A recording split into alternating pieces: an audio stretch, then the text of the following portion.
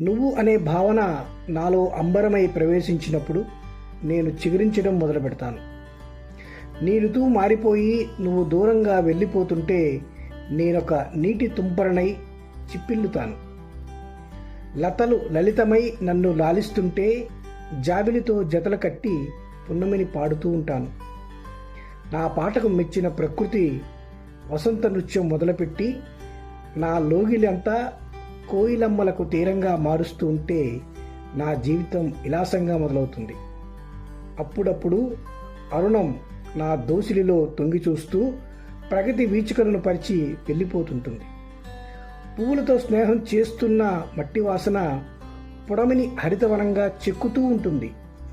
ఆ శ్రామిక సౌందర్యాన్ని ప్రేమించాలని మబ్బుల చిరుజల్లులను మాలకట్టి విసిరేస్తూ ఉంటాయి. అప్పుడు నేను నీతో కలుస్తూ ఉంటాను.